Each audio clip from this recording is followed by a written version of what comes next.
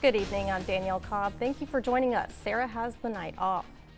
Taking a live look outside now, it's been a beautiful day in the coastal empire and low country, but our area is under an increased risk for fires. Let's check in with Storm Team 3 meteorologist Jeff Warwick for a look at the forecast.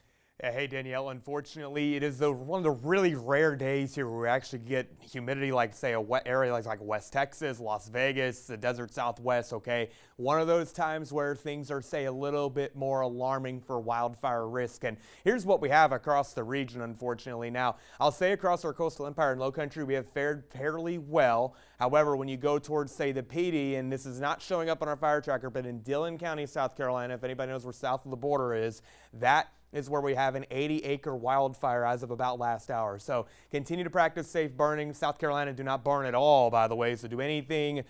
Simply don't burn today. I don't recommend it tomorrow. That's the thing. That's the bottom line. Not the most ideal conditions. Not to mention the drought is a not so great situation.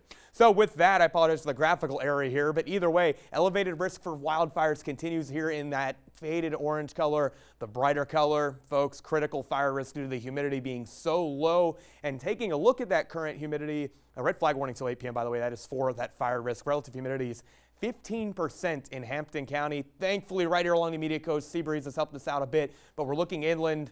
That is criteria. That is bad conditions for wildfires. Winds are though sustained about 10 to 15. Gusts have been on the order of about 20 to 25 miles per hour, peaking at about 30 miles per hour earlier on. So things are not ideal by any means. And looking into this evening, we again do have sunny skies giving way to clear skies. Be mindful of smoke in any areas, of course, with those fires and that controlled burn on Fort Stewart. We do have a cool night though. Lows in the 40s, highs in around 70 for Sunday. I'm going to tell you more about that here in about 10 minutes.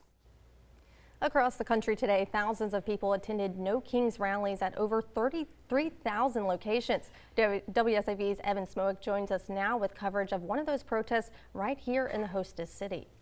That's right, Danielle. No Kings protests happen across the low country and coastal empire, including right here in downtown Savannah. For the past year, increasing numbers of people have been coming out as they kind of become aware of all the actions that are happening, as they become aware of how horribly they're affected by this administration's policies. That was Chris Machowski with Savannah Indivisible, an organizer of Saturday's No Kings rally here in Savannah. Every time it brings more and more people in, they come and realize, oh, that there are other people who are worried like me, there are other people who feel like me. The event included thousands of people in Emmett Park and featured speakers before a march through downtown. One of those speakers was Brian Bryant, International President for International Association of Machinists and Aerospace Workers Union.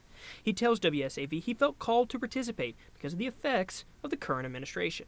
Many different issues. It's from his policy on immigration, from his policy on trade, from his policy on tariffs, to going to war with Iran without congressional approval. It's all those items. It's not who we are as a country. We're a country that has laws, has a constitution, and it mandates that the President of the United States follow those. Candidates for state office also took the stage to promise change, including Christian Y. Smith, a Democratic candidate for state labor commissioner. Our democracy is at stake right now, and if we don't step up and fight for it, we're going to lose it. So this is super important for all of us, and the message that I want to send today is that we have to start voting for people who are willing to see us, who are willing to vote for humanity. We can't vote for people who want to be kings and their minions. We got to stand up for our democracy, and that's why I'm out here. That's why so many people are here today. Now, I reached out to the Chatham County Republican Party for a comment, but have not received a response at this time. Evan Smoak, WSAV News 3, on your side. Thanks, Evan. In the low country, hundreds of protesters coming out at Beaufort for a No Kings rally there. The event began at Beaufort City Hall before marching to Beaufort Waterfront Park. People in attendance tell WSAV that it was the biggest turnout yet. They estimate at least over 500 people. And hundreds more came out to a No Kings rally on Hilton Head Island this morning. Protesters filled both sides of William Hilton Parkway, carrying signs expressing their discontent or anger with the Trump administration's policies and decisions on the war and the economy. The goal, they said, was to step away from party politics and make sure their voices were heard loud and clear. That change needs to come.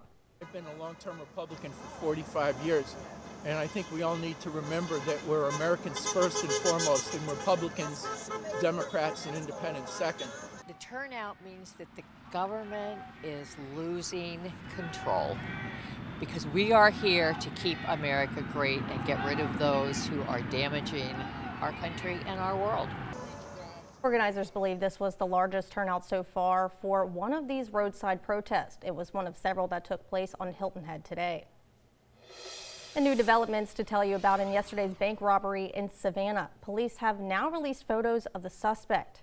Take a look at the man in these photos. The Savannah Police Department is looking for this man in connection to a robbery at the Wells Fargo Bank in the 14,000 block of Abercorn Street yesterday afternoon. The suspect is described as a white man between 5'6" and 5'9" with an athletic build and a beard. The man fled the bank on foot.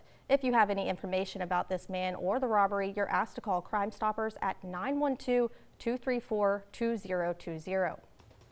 Now to Effingham County, where a private zoo held its public grand opening this morning. Hope Ranch Zoo held a ribbon cutting this morning to celebrate its now public access. The project stemmed from owner Gil Valim love of birds after he and his wife Shannon started collecting and providing for them over time. More animals were rescued and acquired. The owners tell WSAV that the transition comes now after enhancements to the zoo. We have so many people that drive an hour, maybe even 2 hours to get out here, and we have been currently just doing by appointment only for the past 2 years. We were getting the handicap accessible bathrooms finished. We also built a gift shop, just some extra little nifty things that we can have here at the zoo to bring the people in to be able to see the animals. The zoo is now open 7 days a week from 10 a.m. to 4 p.m. Admission price is just $20. The Easter holiday is just about a week away, and today one local agency held their event for families in the hostess city. The Savannah Police Department held their Easter egg extravaganza this afternoon in Daffin Park. The event featured free food, games, prizes, bounce houses, and a magic show. But the main event was the Big Egg Hunt, featuring 10,000 eggs and 50 special golden eggs. SPD Chief Lenny Gunther told us it's a great way for the community to connect with local police. When we're able to engage the community is empowered. It builds the trust that they have in their police department, and that's the foundation for public safety, trust and integrity. Also said events like this wouldn't be possible without community partners who continue to support community events year after year.